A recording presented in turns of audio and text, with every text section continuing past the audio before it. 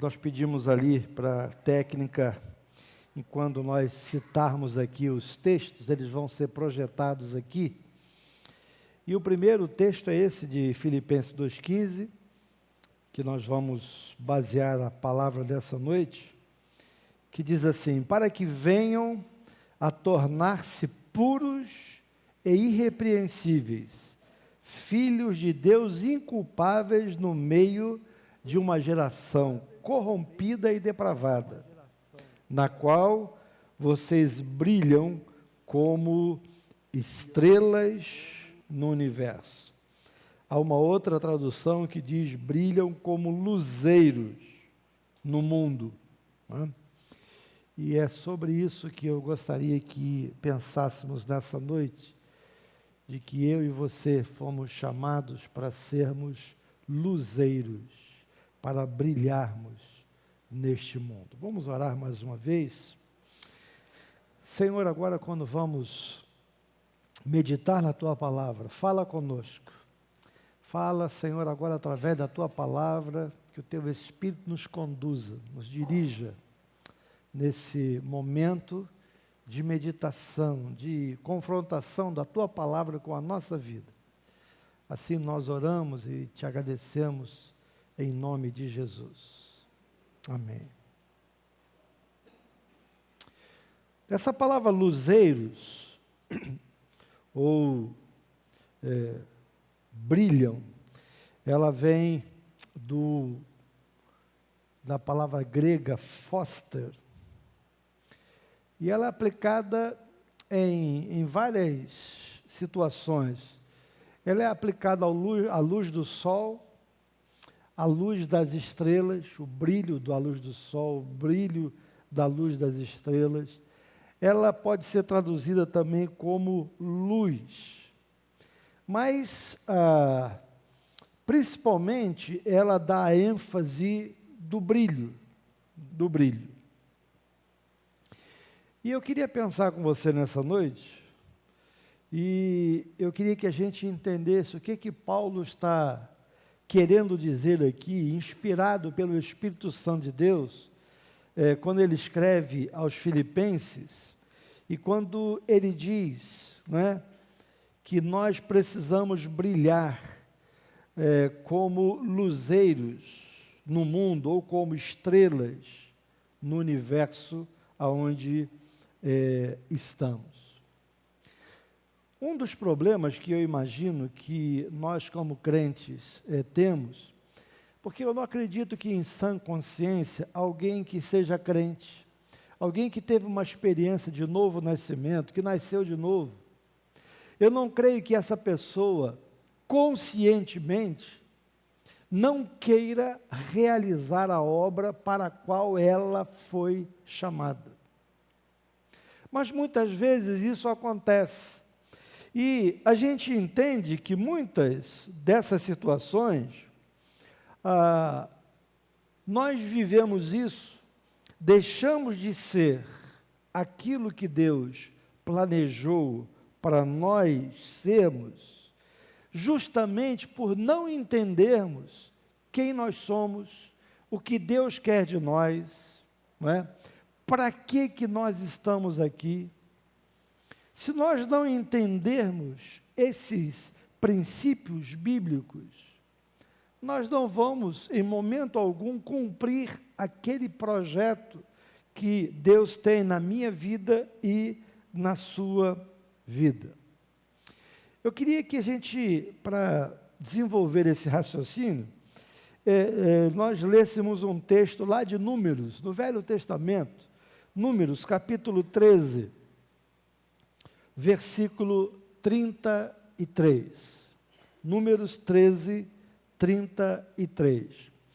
Esse texto vai falar daqueles espias que Josué manda olhar a terra. Então, são 12 homens que vão olhar a terra, vão espiar a terra que Deus havia prometido a dar a Israel. E eles vão, então, e Josué pede que eles tragam de volta um relatório. Como é que era a terra que Deus havia prometido, se era aquilo mesmo, se era tudo aquilo que Deus havia falado. Em Números 13, 33, está escrito lá o seguinte: o relatório que eles trazem, né, quando eles voltam da missão, o relatório que eles dão é esse aqui. De 12, 10 dão esse relatório. Vimos também os gigantes, falando o que eles viram lá. Os descendentes de Enac. Enac são os gigantes que a Bíblia menciona. Aí eles acrescentam o seguinte: diante de quem parecíamos gafanhotos, e nós a eles. Olha que coisa interessante. Há duas questões aqui. A primeira, diante de quem eles olharam para os filhos de Anak e eles se acharam gafanhotos. Eles se acharam pequenos. E aí também diz, e nós a eles. E essa segunda parte do relatório é mentirosa. Como assim, pastor? Porque se os Anaques, se os filhos de Anak os tivessem visto, eles teriam sido presos. Por isso que Raabe precisou esconder os espias, para que eles não fossem presos. Qualquer espião, né, em qualquer tempo, se o exército descobre que tem ali um espião, ele vai ser preso, com certeza, e talvez morto.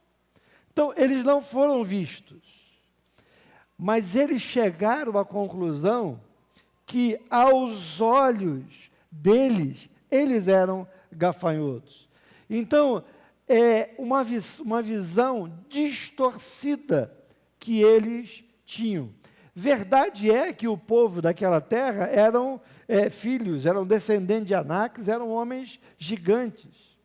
Mas eles haviam esquecido que eles estavam sendo abençoados por Deus. Deus já havia feito coisas tremendas, o mar já tinha se aberto, eles já tinham se alimentado no deserto, codornizes e água se transformando, água salobra se transformando em água potável. Tudo isso, mas mesmo assim, quando eles voltam, eles dão um relatório negativo. E às vezes nós olhamos para nós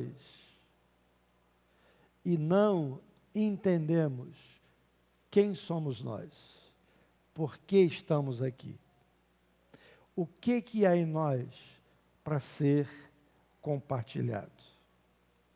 E esse texto, e eu queria introduzir agora essa palavra, nós vamos observar que Paulo está dizendo que o nosso papel nesse mundo é de luzeiro, que nós precisamos brilhar.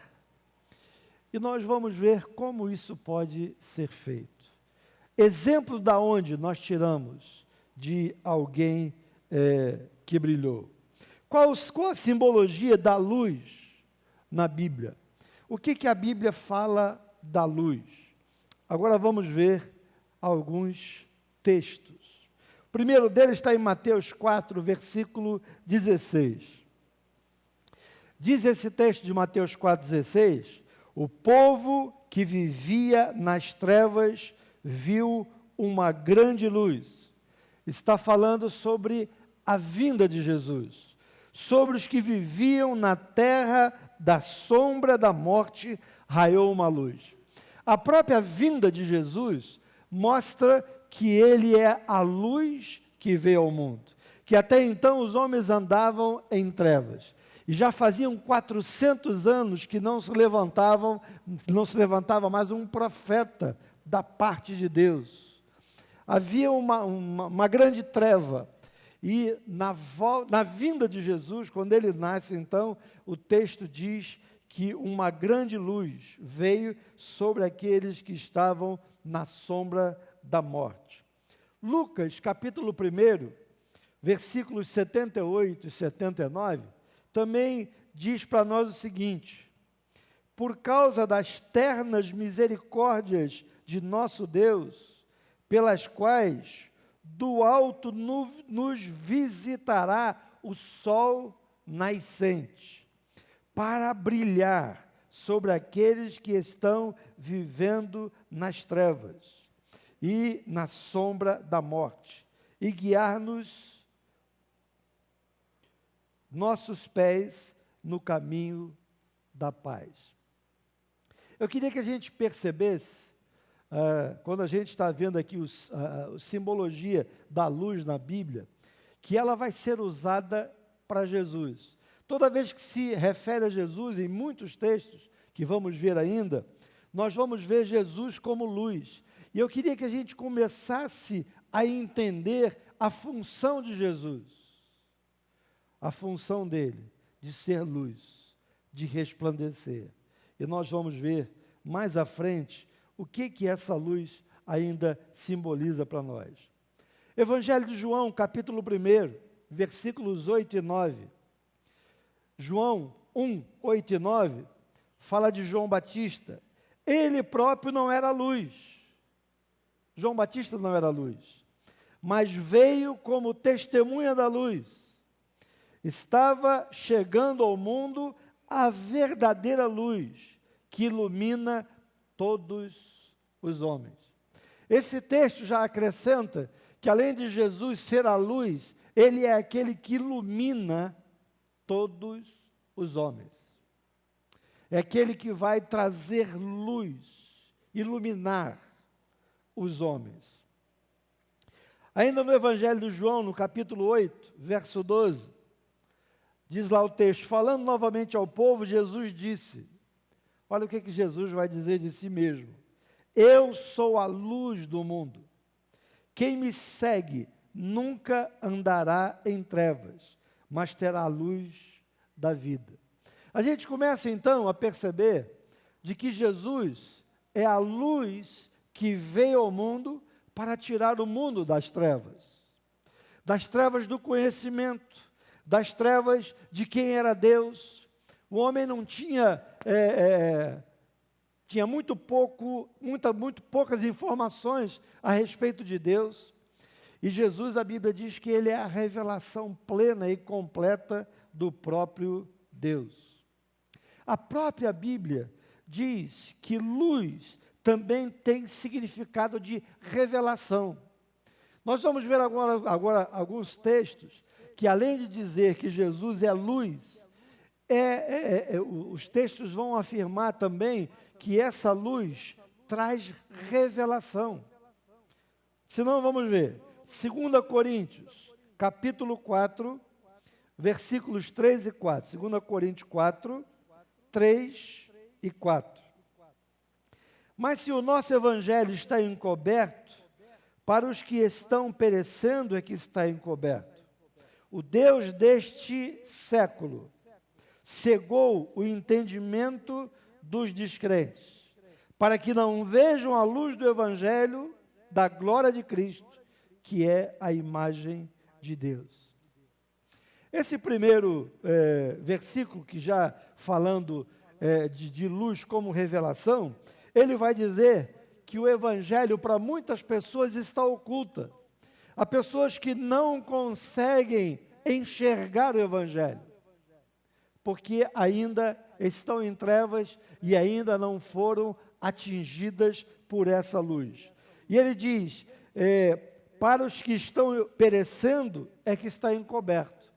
Há pessoas hoje que estão perecendo por não conhecerem a luz do evangelho, por não conhecer a mensagem do evangelho, a mensagem que Jesus veio trazer, a luz que ele representa, a claridade do sentido do evangelho, que precisa ser entendido, mas a Bíblia diz que o príncipe desse mundo, Satanás, ele cegou os entendimentos das pessoas.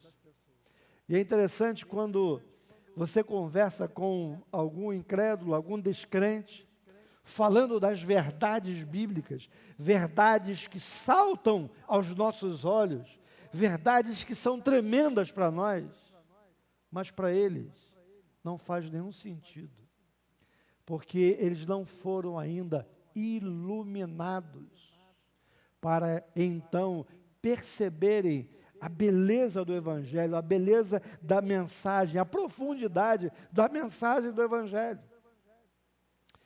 O texto diz claramente que o diabo cegou aquilo que é tão claro para mim e para você, aquilo que a Bíblia fala com tanta clareza. Quando você vai conversar com as pessoas, elas simplesmente não conseguem entender aquilo que estamos querendo comunicar.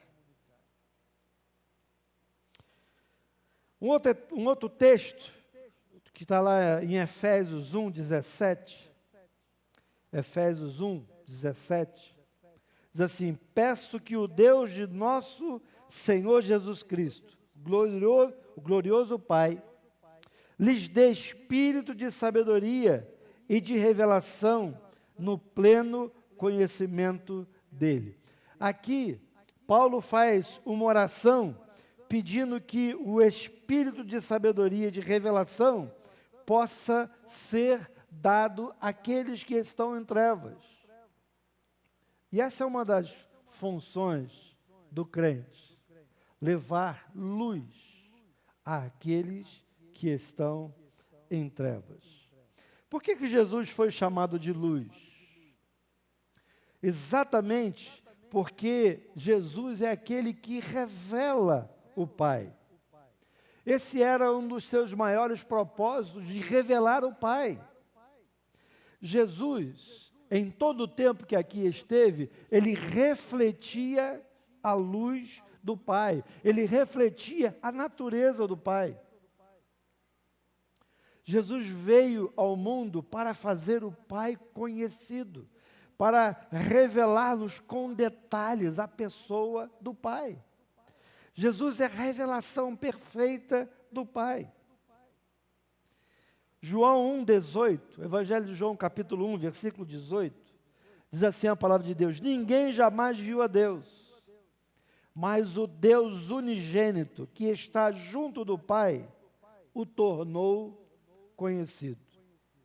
Esse texto diz que é o Filho unigênito, é o Senhor Jesus, que vem ao mundo, aquele que estava no Pai e veio ao mundo e depois voltou para o Pai, é Ele que tornou o Pai conhecido. Quando Jesus vem ao mundo, Ele vem revelar fatos que a Bíblia diz, é como se olhasse no espelho. E espelho naquela época, quando a Bíblia foi escrita, não era esse espelho que você olha hoje e vê todos os detalhes. Tem até uns espelhos que eles aumentam, não é? E aí você vê os seus cravinhos, não é? Você vê o seu cabelinho encravado. Mas naquele tempo o espelho era opaco, ele era de bronze. Você não tinha uma imagem nítida como os espelhos de hoje. E assim era, porque a Bíblia diz que nós víamos como que num espelho, hoje vemos claramente. Antigamente, quando não tínhamos a revelação de Jesus, nós conhecíamos o Pai de uma maneira um tanto quanto nebulosa. Mas a partir do momento em que Jesus se revela, nós temos a revelação completa de Deus em Cristo Jesus.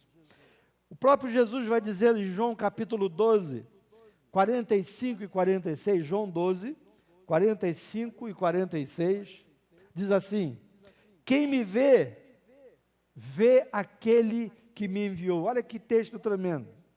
Quem me vê, ou seja, quem vê Jesus, vê aquele que o enviou. Quem o enviou? O próprio Deus. Eu vim ao mundo como luz, para que todo aquele que crê em mim não permaneça, nas trevas. Quem me vê, vê aquele que enviou.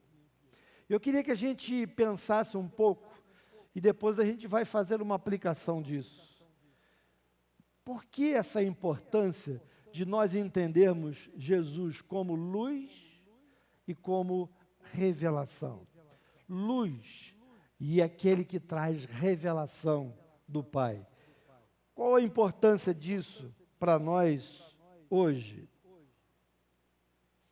Mais um texto. Agora João 14, versículos 6 e depois o versículo 9. João 14, 6 e João 14, 9, na sequência. Respondeu Jesus: eu sou o caminho, a verdade e a vida. Ninguém vem ao Pai a não ser por mim. Jesus respondeu para Filipe: você não me conhece, Filipe? Mesmo depois de eu ter estado com vocês durante tanto tempo? Aí ele afirma: quem me vê, Filipe, vê o Pai. Como é que você pode dizer, Filipe, mostra-nos o Pai? A pergunta de Filipe, depois de estar com ele há 3 anos: mostra-nos o Pai, só está enrolando aí, mostra-nos logo o Pai. Mas como? Filipe, até hoje você não entendeu que eu sou a revelação do Pai, quem vê a mim, vê o Pai. E aí, nós entramos na questão da Trindade. O Pai, o Filho e o Espírito Santo não são mais importantes um do que o outro, porque os três são um e são Deus, um só Deus, dividido em 3 pessoas. Não é o momento agora de nós entrarmos nessa questão teológica de falarmos da Trindade. Mas precisamos entender que Jesus é aquele que revela Deus, que revela a mensagem de Deus aos homens. Em João 9,5 ainda, João 9,5, ele diz assim, próprio Jesus dizendo, enquanto estou no mundo, eu sou a luz do mundo. Esse era o papel de Jesus quando por aqui esteve. Jesus veio para revelar quem era Deus, revelar Deus aos homens, revelar o plano de Deus aos homens. Muito bem. Eu falei ainda há pouco que a gente vai fazer uma aplicação dessas verdades. Até agora nós vimos que Jesus é luz, que Ele veio aonde havia trevas. Trevas fala de falta de conhecimento. Aí vimos que Jesus também revela conhecimento. Jesus revela sobre Deus, quem é Deus, a sua vontade, os seus planos, seus projetos. E agora nós vamos entender o que a Bíblia quer dizer quando diz que nós somos luzeiros do mundo. Agora a gente precisa voltar para Filipenses, capítulo 2, no verso 15, que diz que nós somos luzeiros. É agora que nós queremos entender o que Paulo está fazendo aqui. Por isso que foi necessário primeiro a gente ver o que é a luz, o que é revelação, que Jesus é luz, que Jesus é revelação. E agora nós queremos entender o que Paulo está dizendo quando diz que eu e você, nós somos luzeiros. Nós somos luzeiros. A Bíblia não fala que devemos ser apenas um pouquinho melhor do que os outros, ou um pouco menos pior do que os outros.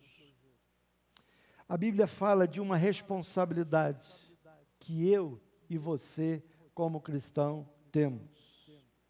Assim como Jesus, eu e você, temos a responsabilidade de resplandecer, de revelar Deus, de manifestar Deus nesse mundo. E aqui que eu gostaria que a gente refletisse um pouco. Que a gente fizesse uma autorreflexão agora. Será que eu tenho sido esse luzeiro? Será que eu tenho refletido essa luz? Será que eu tenho, através da minha vida, feito com que as pessoas conheçam a Deus? É isso que Paulo está dizendo, quando ele diz que nós precisamos ser luzeiros. Vamos lembrar lá do texto? Para que venham a tornar-se, estou lendo Filipenses 2,15, para que venham a tornar-se puros e irrepreensíveis, filhos de Deus inculpáveis, no meio de uma geração corrompida e depravada, uma geração que está em trevas. E aí, na qual vocês brilham como estrelas no universo ou como luzeiros nesse mundo. É isso que Paulo está falando aqui em relação à nossa posição como crentes, de brilhar, de refletir, de manifestar Deus. João 5,35, João 5,35, há um texto que serve de trilho para nós. João era uma candeia que queimava e irradiava luz. E durante certo tempo, vocês quiseram alegrar-se com a sua luz. João Batista é chamado por Jesus de revelação de Deus aos judeus.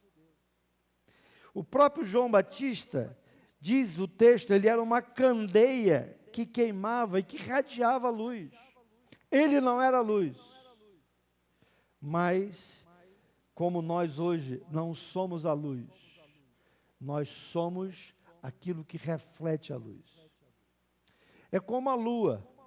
Às vezes nós olhamos a lua e esses dias ela está cheia, está tão bonita, não é? E ela clareia tudo à noite. E a gente olha para a lua, mas a gente não pode esquecer o que a gente aprendeu na escola. Que a lua não tem luz própria. A lua reflete a luz que ela recebe do sol. Ela não tem luz própria. E assim também o crente, ele não tem luz própria. E o microfone acabou a bateria.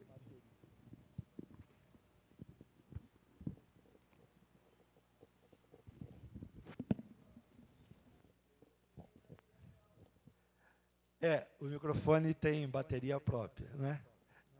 Não tem energia própria. Se não tiver a bateria, né, fizeram uma boa analogia aí. Deixa eu aproveitar e beber água.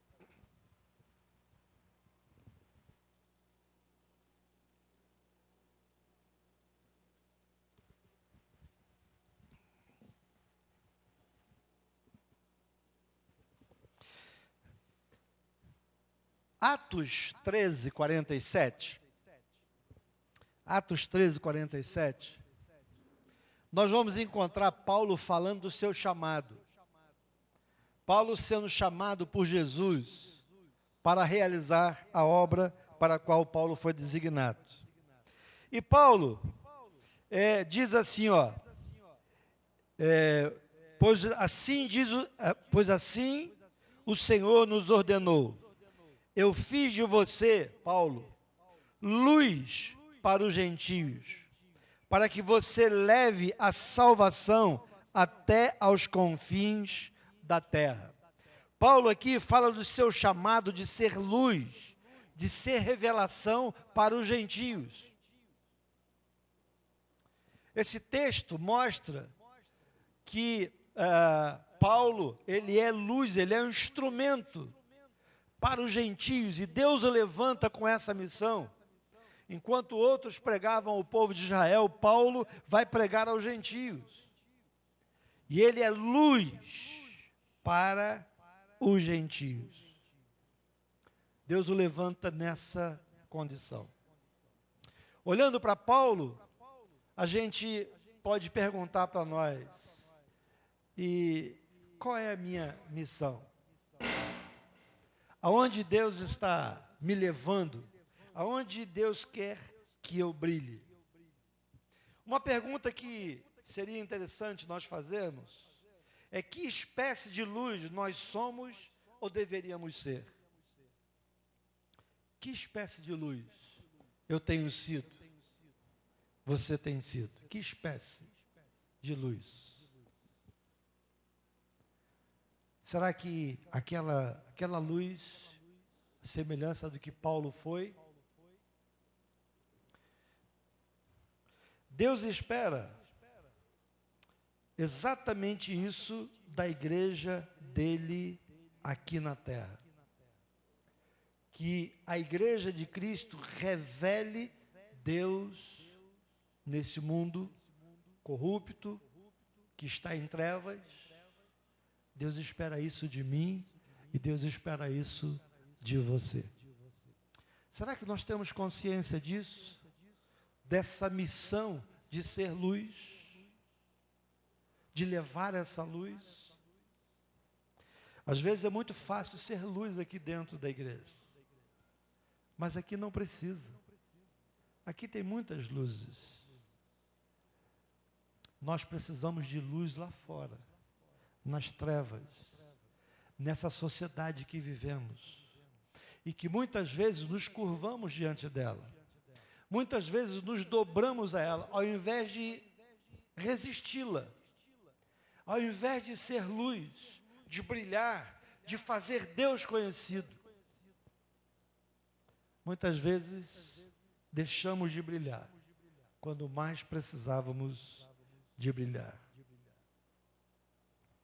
Na vida de muitos cristãos, a bandeira do Evangelho parece menor do que a bandeira do time que ele torce, ou do partido político que ele segue. Às vezes nós levantamos tão alta a bandeira do nosso time de futebol.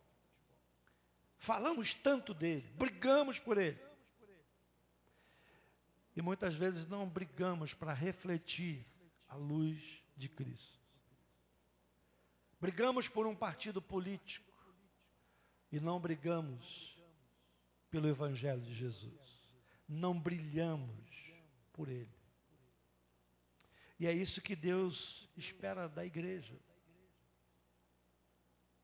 A semelhança de Jesus, que veio ser luz, que veio resplandecer, nós precisamos resplandecer aonde estamos.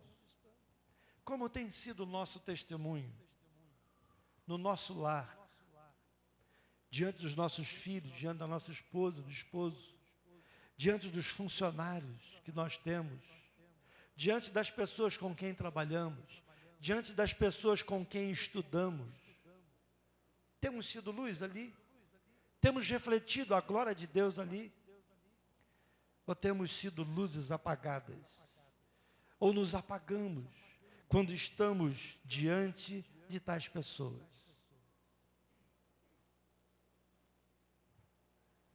Mateus 5, de 14 a 16, eu não vou ler todo o texto, mas diz lá: vós sois a luz do mundo, assim brilhe também a vossa luz diante dos homens, para que vejam as vossas boas obras. Esse texto fala claramente que o mundo precisa da nossa luz. Assim como quando Cristo veio à terra havia grande treva, e essas trevas foram iluminadas pela luz de Jesus, ainda hoje vivemos numa sociedade de trevas, numa sociedade pervertida, numa sociedade com os seus princípios morais totalmente invertidos. E Deus espera de que cada um de nós possa ser luz que brilhe. Vós sois a luz do mundo. Assim brilha a vossa luz diante dos homens. Mateus 5,15 diz assim: e também ninguém acende uma candeia e a coloca debaixo de uma vasilha. Pelo contrário, coloca no lugar apropriado e assim ilumina a todos os que estão na casa. Esse texto fala de luz que não pode ser escondida. Imagine se nós estivéssemos naquele tempo em que não tínhamos luz elétrica e tínhamos candeias, luzes movidas a óleo, ou alimentadas a óleo, e elas estariam aqui, colocadas sobre alguns lugares. E se eu pegasse essas luzes e colocasse aqui debaixo do púlpito, não teria nenhuma serventia, uma luz que deveria estar aqui em cima para iluminar a todos nós, se ela ficasse aqui. E muitas vezes o que nós temos sido são essas luzes escondidas. Porque às vezes achamos que não vale a pena brilhar. As trevas parecem que são tão densas, tão extensas, que nós achamos que a nossa luz não vai conseguir trazer brilho. Mas é interessante quando você está num ambiente totalmente escuro e você acende uma luz, uma pequenina luz. Eu acho tão interessante, lá em casa, antigamente eu dormia com a luzinha acesa, uma luzinha bem pequenininha, colocava na tomada, mas depois que eu li que a gente deve dormir totalmente no escuro, que é a coisa melhor para o sono, qualquer luzinha pode atrapalhar, aí eu não botei mais luz nenhuma.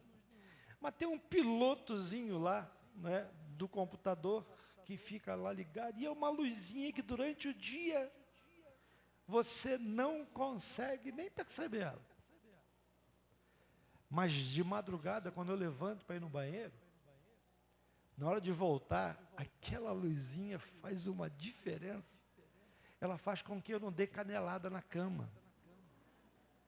Porque por mais fraquinha que ela seja, eu consigo ver a penumbra e eu contorno a cama e deito de novo.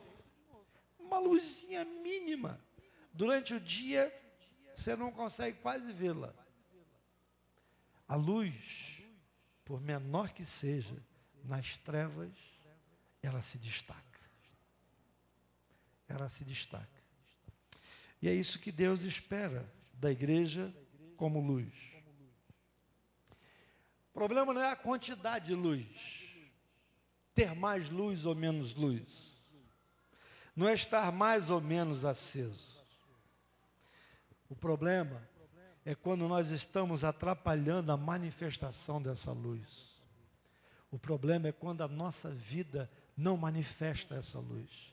Não manifesta Deus, não manifesta a vida de Jesus. E se a igreja não manifesta a sua luz, essa luz não tem valor algum, não faz sentido. Lucas 8,16 diz, ninguém coloca a luz debaixo de uma cama, não faz sentido. A luz é para iluminar. Deus não derramou a sua luz sobre a minha vida e a sua vida para nós escondermos essa luz.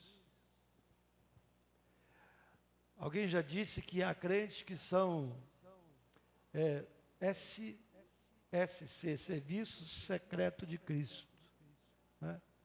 São tão secretos que ninguém sabe que ele é crente.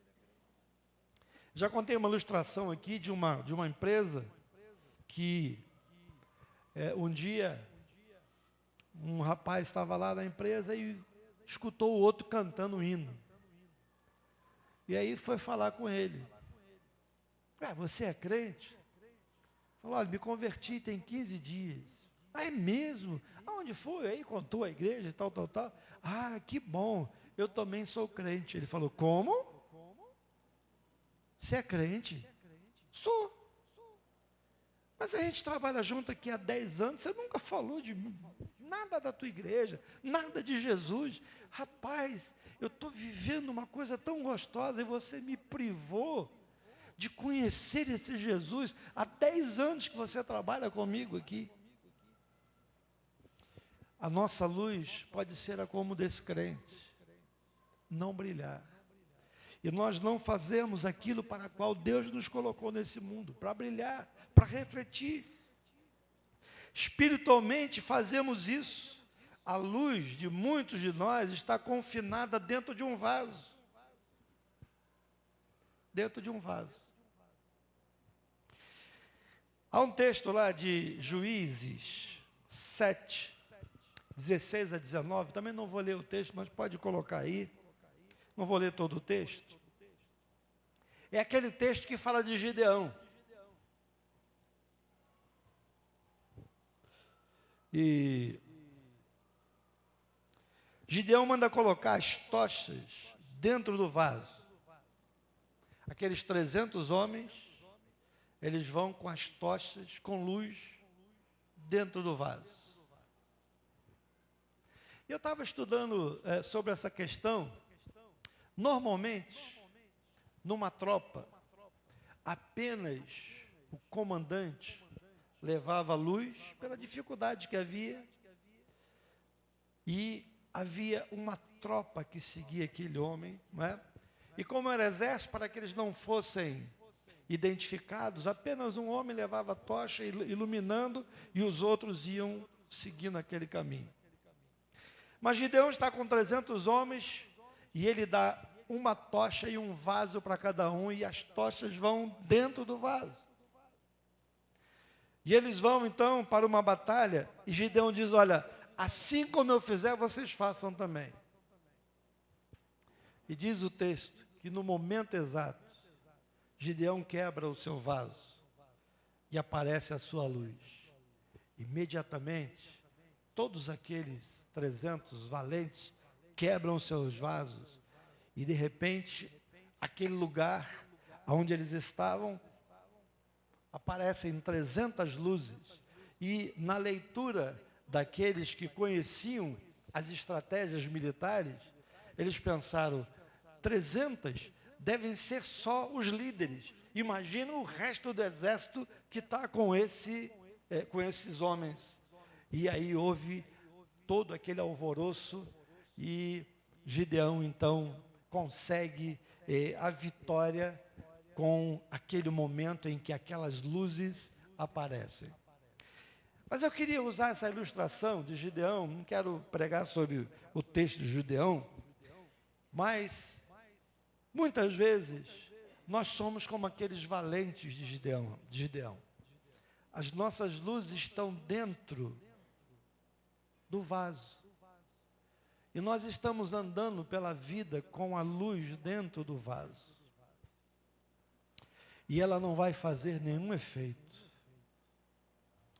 Mas, a partir do momento em que quebrarmos o vaso, a luz aparece. E aí então, a luz vai se refletir. E o nome do Senhor há de ser glorificado, há de ser honrado. O nome dele, o nome do Deus eterno, assim como Jesus fez, há de ser exaltado. Estaremos cumprindo a nossa missão. Sabe o que está precisando? Nós estamos precisando de quebrantamento, de quebrarmos os nossos vasos. Muitas vezes nós somos como esses homens valentes de Gideão. Só que a luz está dentro do vaso. Temos a luz, mas ela está no vaso. No vaso da nossa falta de fé. No vaso da nossa falta de vontade de resplandecermos. Mas se quebrarmos o nosso vaso, a nossa luz vai aparecer.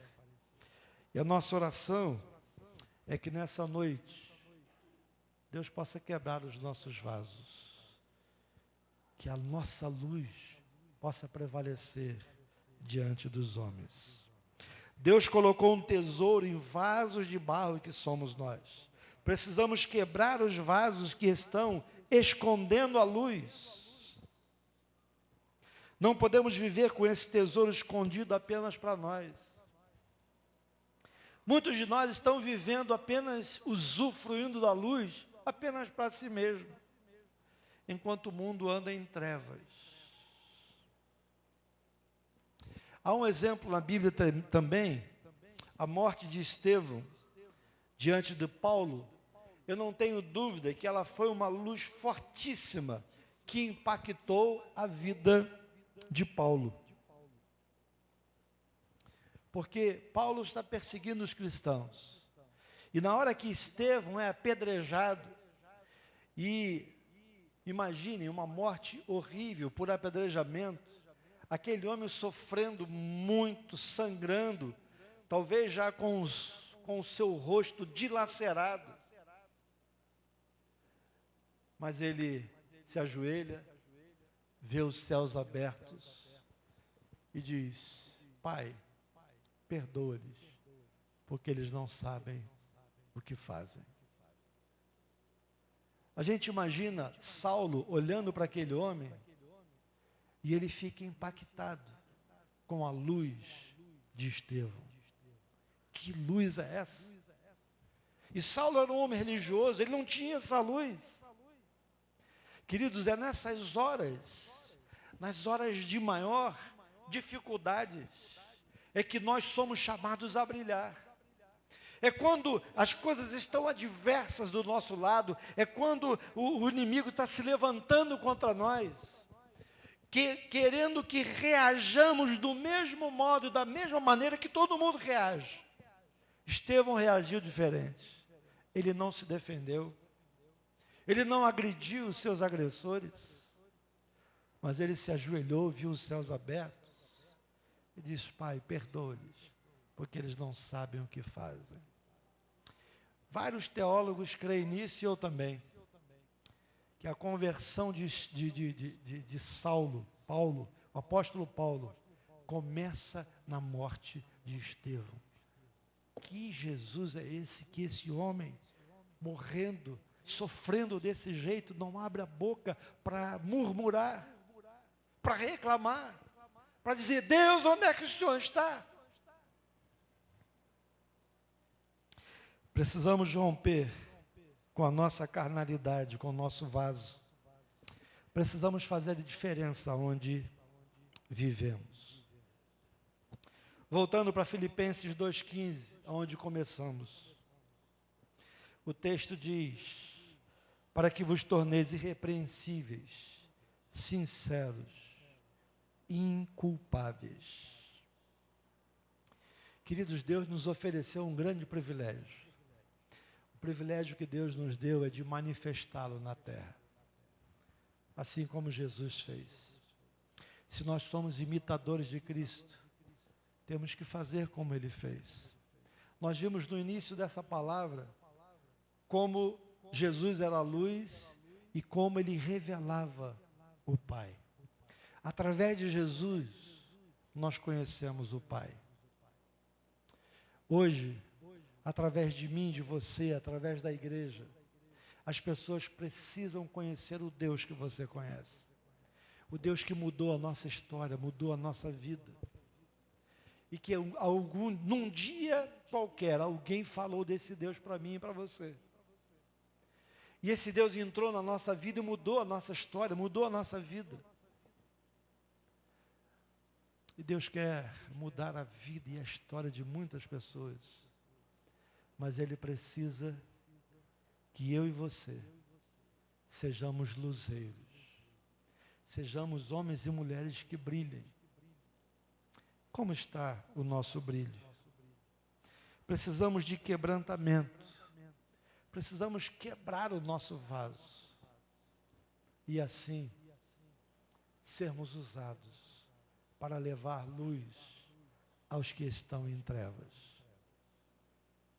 Você está disposto a ser esse vaso? Você gostaria de dizer para Deus: Deus, faz-me luz. Eu quero anunciar a tua salvação. Eu quero anunciar o Deus que o Senhor é. Eu quero anunciar às pessoas que estão nas trevas quem é Jesus. Por que Ele veio ao mundo? Faz-me um instrumento. Faz-me um vaso quebrado, um vaso que possa refletir a tua glória. Eu queria que você, antes de sair daqui nessa noite, refletisse e pensasse nisso. Sua vida, querido, sua vida, querida, tem refletido a glória de Deus? As pessoas têm olhado para você e têm visto essa luz. Sabem? Quando a gente faz essa pergunta, não é para envergonhar ninguém. Simplesmente é para nós refletirmos naquilo que Deus nos chamou para realizar. Daquilo que eu e você temos como missão nessa vida. se a luz não brilhar, por que que ela existe? É como o sal. A Bíblia também nos diz que nós somos sal. E o sal, ou ele salga, ou ele dá sabor, ou se ele perdeu essa qualidade, a Bíblia diz que serve apenas para ser pisado. Pense nisso nessa noite. Pense nisso. Essa é a palavra que o Espírito de Deus traz para você nessa noite. Como está a sua vida? Você tem brilhado? Você tem refletido a luz de Cristo? É isso que Ele espera de nós como igreja. É isso que Ele espera de mim, de você. Não adianta nós estarmos aqui, brilharmos apenas aqui dentro, mas quando vamos lá fora no mundo, apagamos a nossa luz e não a deixamos brilhar. Curve a sua cabeça, vamos orar. Senhor, nós te louvamos por essa palavra que o Senhor nos traz nessa noite. Ó Espírito Santo, cremos que o Senhor trouxe essa palavra para cada um de nós, a começar de mim e para cada um dos meus irmãos. Ó Espírito Santo, aplique essa palavra na minha vida, na vida dos meus irmãos. Senhor, que o Senhor possa contar com a nossa vida como luz. Senhor, que nós possamos iluminar, que nós possamos manifestar a Tua glória, que nós possamos fazer o Teu nome conhecido no meio da cidade onde vivemos, no meio das pessoas com quem convivemos, os amigos, colegas, familiares. Ó Senhor, faz da nossa vida, Pai, um luzeiro. Faz, ó Deus, que possamos resplandecer, que as pessoas ao olharem para nós vejam luz, que as trevas se afastem quando nós chegarmos, porque somos portadores da Tua luz, e aonde a luz chega, as trevas se vão. Pai, essa é a nossa oração, a oração que nós fazemos, em nome de Jesus. Amém. Amém. Vamos cantar essa canção. Vou pedir que você se coloque de pé. Dá para projetar aí? Através de mim, Jesus clareia. Através de mim, Jesus clareia. Vou brilhar a minha luz, eu carrego a luz de Deus. Através de mim, Jesus clareia. Através de mim, Jesus clareia. Através de mim, Jesus clareia. Vou brilhar a minha luz, eu carrego a luz de Deus. Através de mim, Jesus clareia. Amém. Estamos chegando ao final do nosso culto. Quero convidar aqui Você tem um pedido de oração? Quer que nós oremos? Fique aqui à minha esquerda. Você tem um motivo de gratidão? Se coloque à minha direita. Tem um pedido de oração aqui. O nosso irmão presbítero Eduardo Laureano se ausentou do culto, foi para o pronto-socorro, está com a pressão alta. Vamos estar orando pelo Laureano, para que a mão do Senhor esteja sobre a vida dele agora.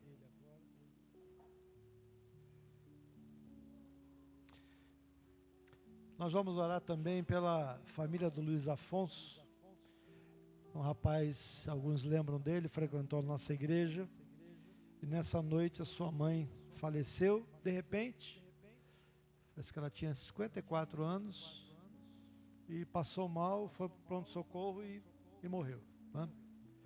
E nós estivemos lá orando com ele, falamos com ele, alguns irmãos da igreja também estiveram lá, mas lembrem de ir em casa também orar pela família do Luiz Afonso. Vamos orar encerrando o nosso culto então, queridos.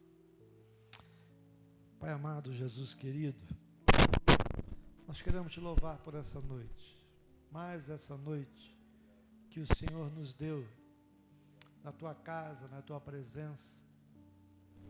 Obrigado, Senhor, por tudo aquilo que o Senhor trouxe ao nosso coração nessa noite. Desde a abertura do culto, os versículos, o teatro, os louvores e a mensagem. Obrigado porque através de cada uma dessas coisas o Senhor tem falado conosco. E agora, Senhor, quando vamos nos despedir, que o Teu Espírito aplique ao nosso coração a verdade querida a nós nessa noite. Senhor, permita que saiamos daqui dispostos a ser luz, a brilhar